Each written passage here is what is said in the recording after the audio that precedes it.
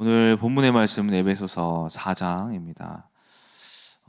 저희들이 읽은 본문의 이제 핵심은 바울이 반복되는 말로 이야기를 하고 있는데, 그것이 무엇이냐면은 하나됨입니다. 하나됨. 그래서 바울은 에베소 교회와 더불어 주변의 모든 교회들에게 너희들이 그리스도 안에서 하나 되어라라고 권고하고 있습니다. 권면하고 있습니다. 그래서 본문의 말씀을 보시면은 특히 이제 2절에서 3절 말씀을 보시게 되면은 온유와 겸손과 오래 참음과 사랑과 용납 그리고 평안 안에서 성령이 하나 되게 하신 것을 힘써 지켜라. 그래서 몸도 하나고 성령도 한 분이시니 우린 한 소망 안에서 부르심을 받았다. 주도 한 분이시고 믿음도 하나요, 세례도 하나요, 또한 하나님도 한 분이시니. 이런 말씀을 봤을 때 바울이 그리스도 안에서 어떠한 것에 하나가 되길 원하고 있구나. 그것이 무엇이냐면은 그리스도 안에서 하나됨. 그래서 이 하나라는 단어가 8번 등장하는 것을 볼 수가 있습니다. 이것으로 봤을 때 바울이 하나됨을 강조하고 있다라는 것입니다. 그래서 특별히 오늘 저는 본문의 말씀 중에 2절에서 3절의 말씀을 조금 간략하게 소개를 해드리자면은 2절에서 3절의 하나됨, 그러니까는 바울이 이야기하는 성품의 하나됨이 무엇인가? 첫 번째가 겸손에 대해서 이야기를 하고 있습니다. 겸손은 남을 존중하고 자기를 내세우지 않는 태도라고 이야기를 합니다.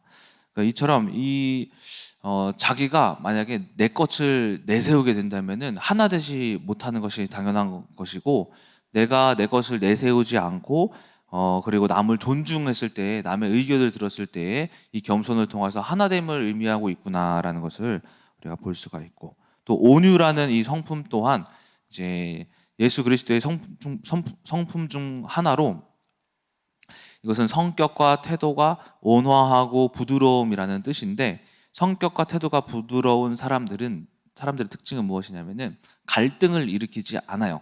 그래서 갈등을 일으킨다 함은 갈라지는 거잖아요. 그래서 반대로 우리가 온유하지 못한 태도는 까칠한 성격이라고 할 수 있을까요? 그리고 혈기를 자주 내는 그런 성격, 이런 성격을 봤을 때 그들은 늘 갈등을 일으키지. 그래서 우리가 하나됨은 예수 그리스도와 같이 갈등을 일으키지 않는 것, 온유한 것, 부드러운 것, 이 성품이 부드러워야지만 교회 안에서뿐만이 아니라 우리가 가정 안에서도 하나 될 수 있고, 또 직장에서도 하나가 될 수 있다라는 것입니다. 또 오래 참음이라는 것은 인내한다라고 볼 수가 있는데, 특히 이 오래 참고 인내한다라는 것은 성급하게 행동하지 않는 거예요. 성급하게. 그러니까 내가 하나님보다 앞서서 뭘 하고자 할 때는 하나 되지 못한다라는 거예요. 그래서 한 예로, 제가 이제 자녀를 이제 응답받기 위해서 기도를 할 때 막 너무 성급해서 그런지 뭐가 생기냐면은 걱정, 근심이 이렇게 생기더라고요. 그래서 자녀를 하나님이 주실 것을 인내하며 참고 기다렸을 때에, 지금 내게 맡겨진 사명을 하면서 기다렸을 때에 내가 주님과 하나 되어서 한 일을 행할 수가 있는데, 이 내가 앞서서 자꾸 자녀를 받고 싶어 하는 그 마음이 생기니까는 어떻게 해야 되지 막 하면서 난임병원을 다니고 뭐 별짓을 다 해도 안 되니까, 이것에 하나님과 하나 되지 못함이라는 이런 걱정, 불안, 근심, 염려가 저에게 찾아오더라고요. 이처럼 인내하는 것, 오래 참는 것, 특히 성급하게 행동하지 않는 것.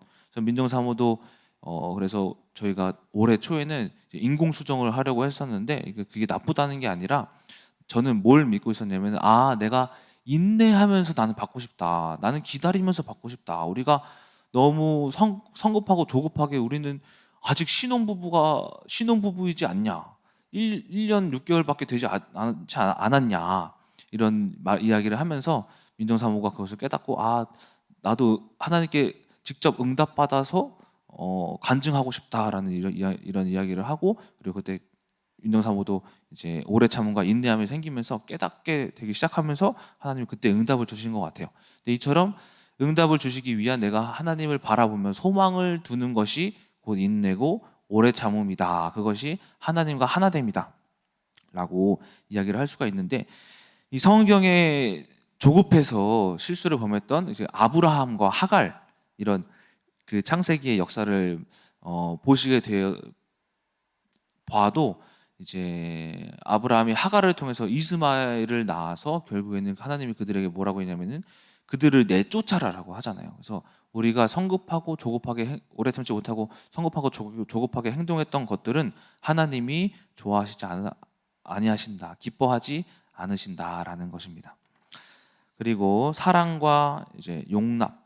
사랑은 이해하고 이제 희생하고 나를 죽이는 것이라고 볼 수가 있는데, 제가 이제 사랑이라는 것을 묵상하면서 생각해 본 게 무엇이냐면, 사랑이 가장 풍요롭고 많은 곳이 어딘가를 봤을 때 가정 안에서 가장 사랑이 이제 행해지기 쉬운 곳이 가정이라고 볼 수가 있는 거예요. 그래서 남편과 아내의 그 사랑과 뭐 자녀와 부모와 자녀, 이런 형제 간의 또 우애, 이런 것들을 봤을 때 아, 사랑이 가장 많은 곳이 가정이겠구나. 그런데 또 생각을 해보니까 사랑이 가장 없는 곳을 생각해보니까 그것도 가정이더라고요.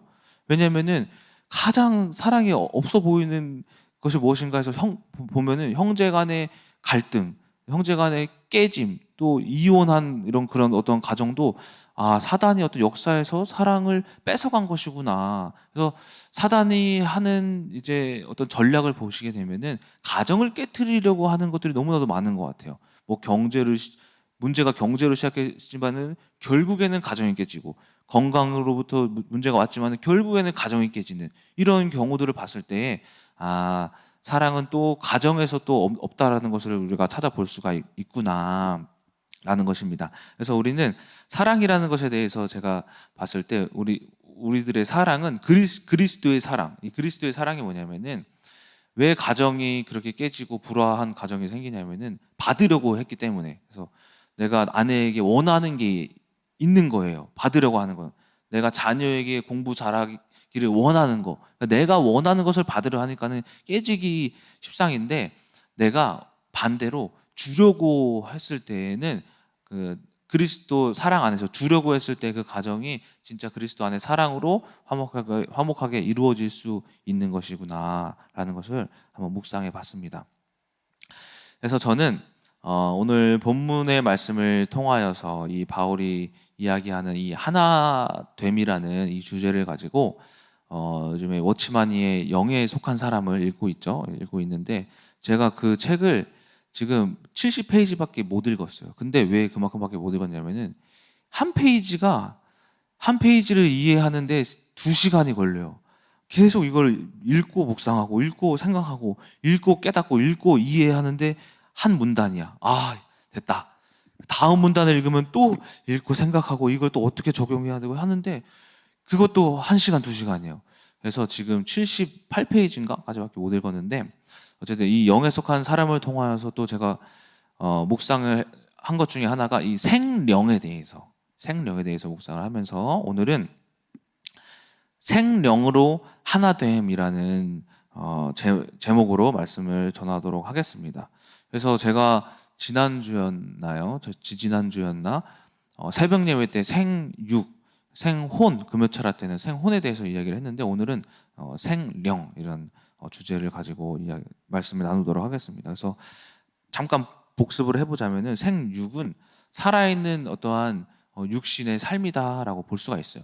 살아있는 게 육신이 다 살아있지만은 그것은 살아있는 게 아니고 하나님의 영이 없는 사람은 죽어 있다라는 거예요. 그래서 생육은 사람을 통하여서 내 육신의 어떤 행동거지나 말투나 모든 많은 것들을 보고 내가 누구를 봤을 때 이 사람이 진짜 하나님이 살아계심을 나타내는 사람, 이 사람이 바로 생육, 그러니까 살아있는 생명을 가진 육신이다라고 볼 수가 있다라고 말씀을 드렸고, 생혼은 생각과 마음의 생명이 있다라는 것이죠. 그래서 이 염려라는 것을 지난주에 염려라는 것이 무엇이냐면은, 몸은 여기 있는데 생각과 마음이 이제 과거에 있고 미래에 있다라는 거예요. 그래서 내가 몸은 여기 있는데 생각이 과거의 어떠한 실수나 어떠한 이제 문제 가운데 있어서 그것을 가장 계속 생각을 해서 정신이 마치 나간 것처럼. 그래서 미래에 대한 문제로도 이어짐으로써 미래에 또 내 앞으로의 삶이 이렇게 될 것 같은데, 망할 것 같은데, 죽을 것 같은데라는 생각으로 몸은 여기 있는데 멍하니 마치 혼이 나간 것 마냥 이러고 생활하는 거예요.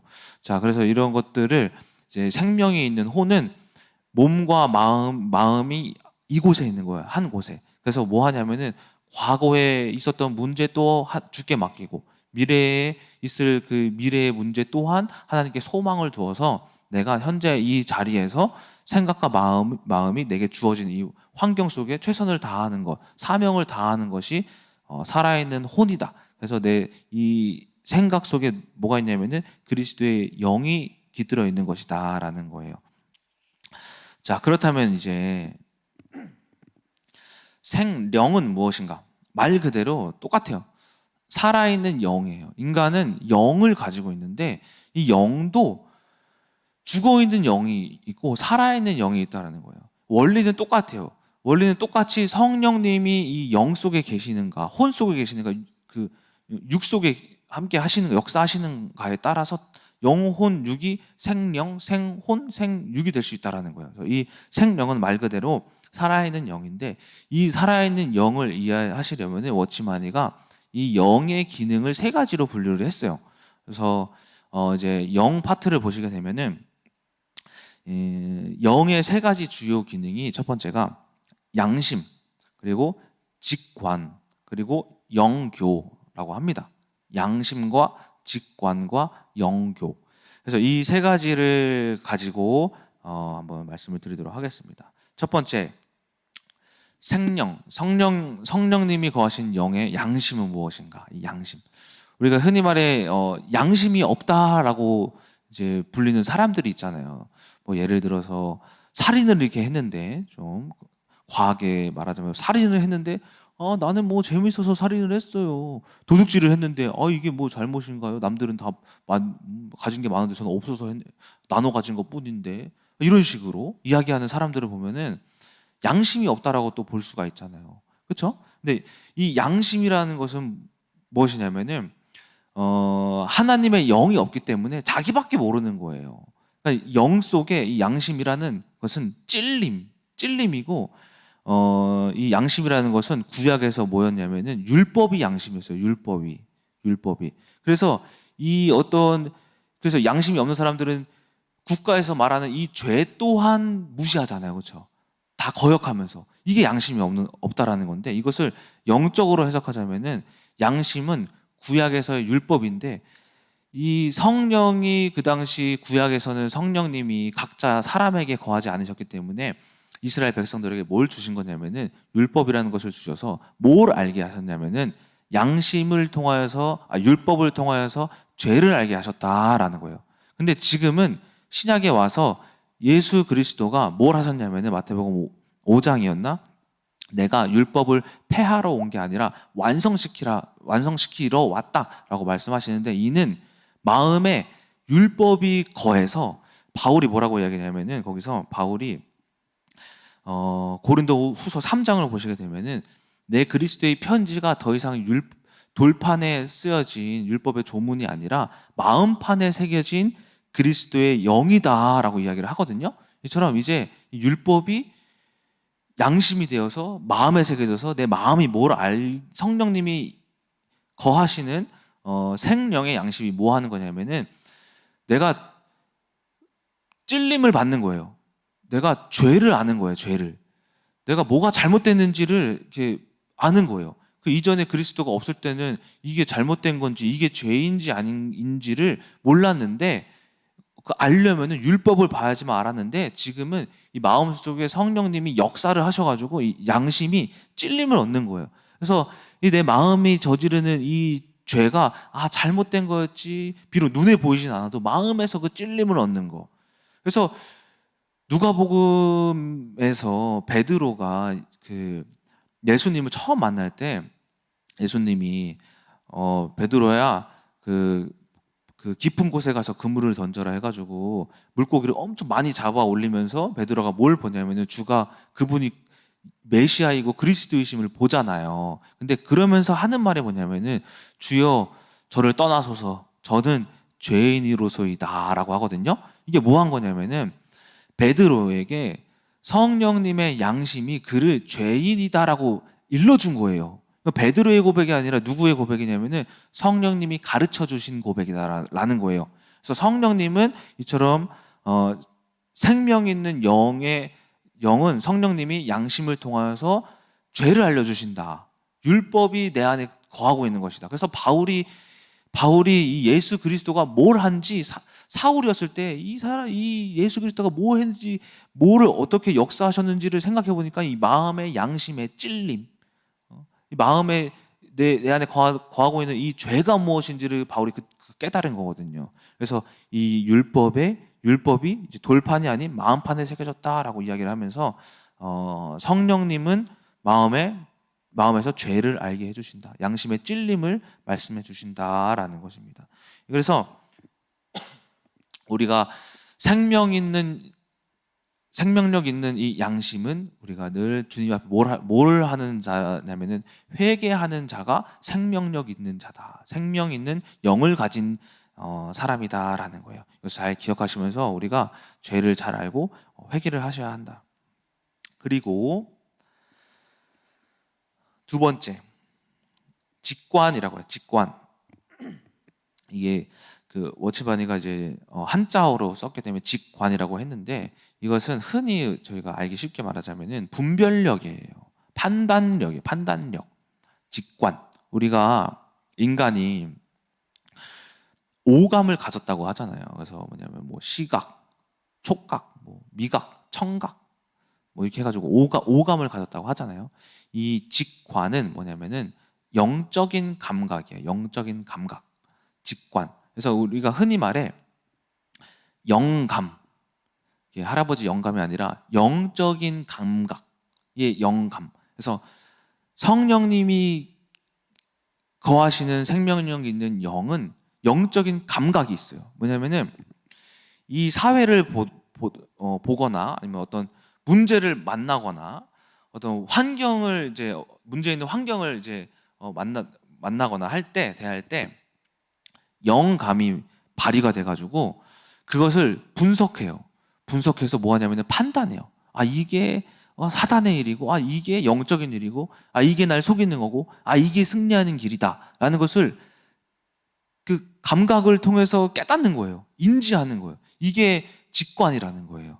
그래서 생명력 없는 직관은 뭐냐면은 뭐를 통해서 해석을 하냐면은 오감, 눈에 보이는 그대로, 들리는 그대로, 그렇죠?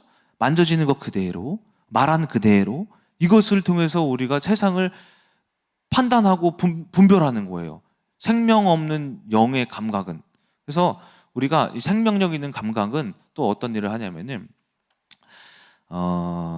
제가 옛날에 그 예전에 자동차 운전할 때 누가 갑자기 끼어들어서 빵 했는데 그 사람이 보복 운전을 했다고 했잖아요. 근데 거기서 제가 뭐가 올라왔다고 했냐면은 이제 혈기가 올라왔다고 했잖아요. 근데 그때 갑자기 뭐가 생각나면 에레미야서 누가 너를 치거든 등을 내밀고 수염을 뽑거든 뺨을 내밀고 침을 뱉거든 얼굴을 내밀어라.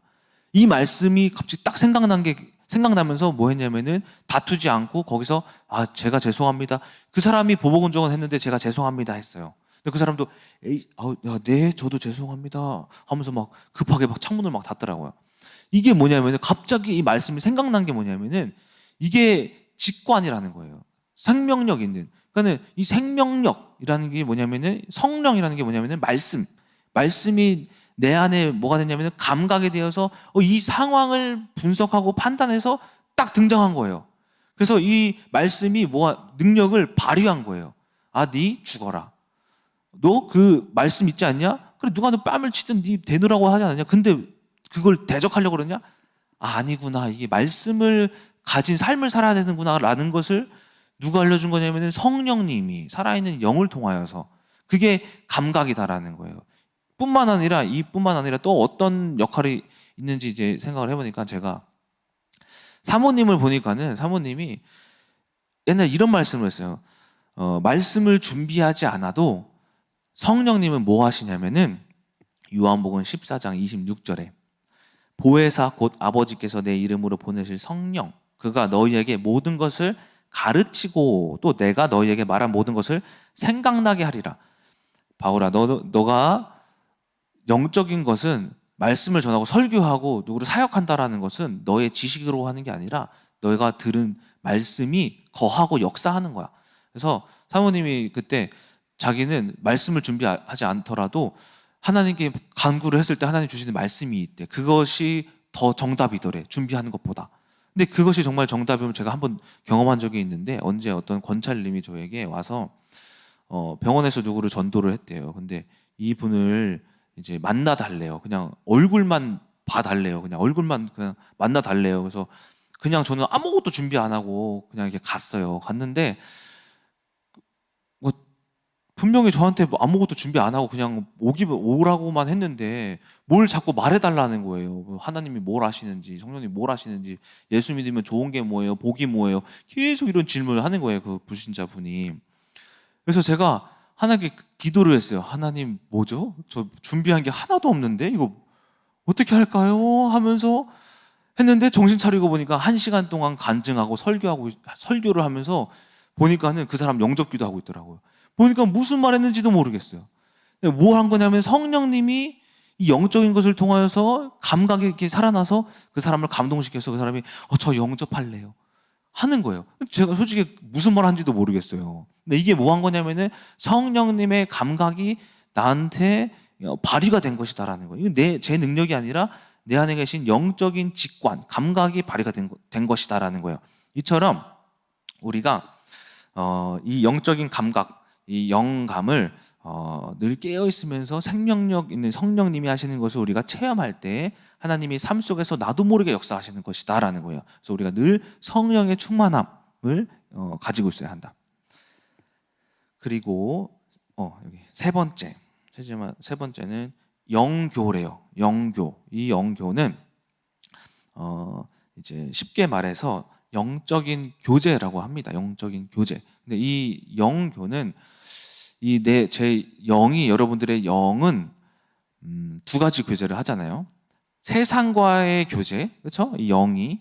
그리고 하나님과의 교제를 한다라는 거예요. 왜냐하면 제가 만약에 여기서 이 자리에 있지 않고 어디 뭐 도박하는 장소에 간다고 하면은 도박하는 그 영이 저를 역사하거든요. 그리고 유흥의 영이 임하면은 유흥이라는 것이 이제 저한테 역사를 하는 거예요. 그 영이. 그러니까 이 영이 제가 이 영교가 중요함은 영교는 워치마니가 이야기하기를 하나님을 예배하는 것이 영교래요. 영은 하나님을 예배해야지 악의 자리에 갔을 때 그 악의 영향을 받는다라는 거예요. 그래서 우리가 이 영교가 이 영적인 부분에서 가장 중요한데, 왜냐면은 영교회에서, 영적인 교제에서 내가 하나님과 교제하고 있을 때의 영적인 직관과 영적인 양심이, 그리고 혼도 마찬가지로 그렇고 육도 마찬가지로 그렇고 영교를 통해서 생명력 있는 양심과 직관과 혼과 육이 나오는데, 이 사탄의 세상의 어떠한 자리에 있는 영은 양심 또한 괜찮지 하는, 육심, 세상과 타협하는 그런 양심을 가지게 되고, 직관, 감각 또한 세상을 봤기 때문에 그 눈에 어떠한 것이 더 나를 유혹하는지, 미혹시키는지를 깨닫지 못하고 인간의 감각으로 직관을 가지게 되고, 혼 또한 생각과 마음이 그것에 정신이 팔리게 되고, 육 또한 그것을 행함으로써 죄를 범하게 된다라는 거예요. 그래서 영교가 가장 중요하다라는 거예요. 그래서 이 영교는 그렇다고 해가지고 이 세상에서 이제 직장을 다니거나 아르바이트를 하거나 이제 어떠한 생활하는 것에 있어서가 세상에 속했다라는 게 아니라 뭐냐면은, 오늘 본문 말씀을 보시게 되면은 이 세상과의 영교에 대해서 잘 설명하고 있는 부분이 본문에서는 4장 14절에 잘 나와 있는데 한번 읽어보면,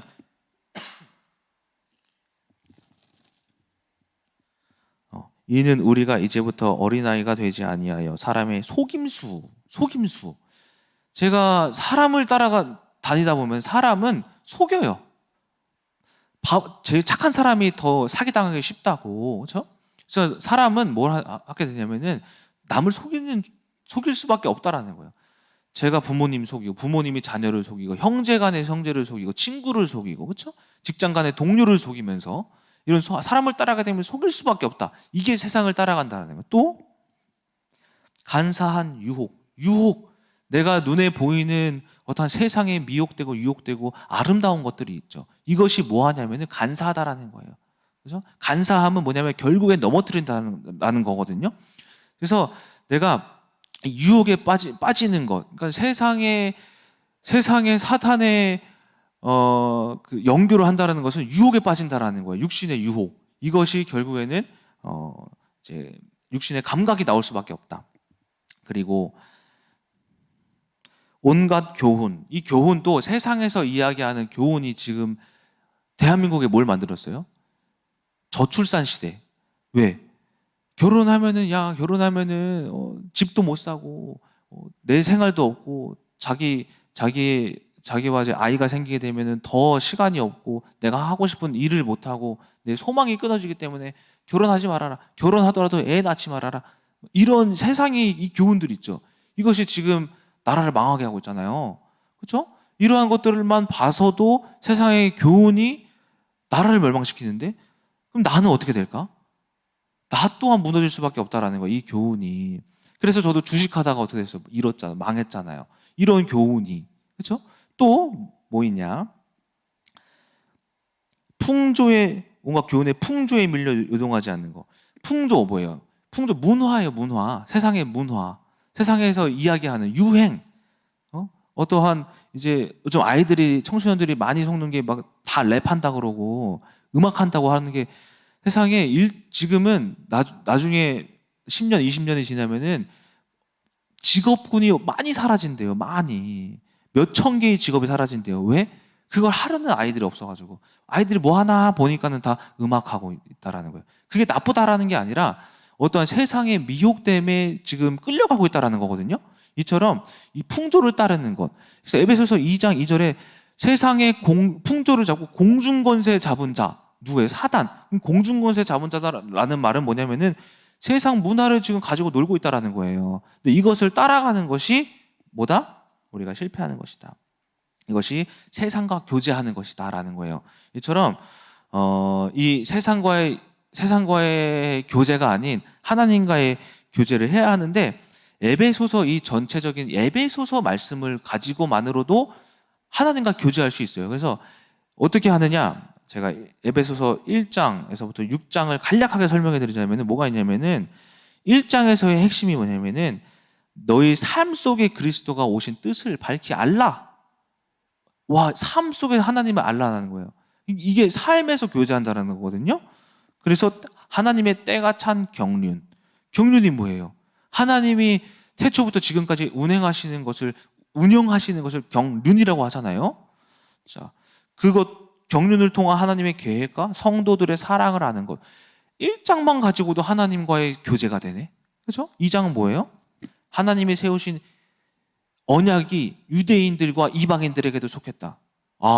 나뿐만이 아니라 교인들만이 그냥 일반적인 그리스도인들만이 아니라 유대인들 그리고 선택된 이스라엘 민족뿐만이 아니라 이방인들에게도 하나님의 복음이 선포하는 것이 하나님과 교제하는 것이구나.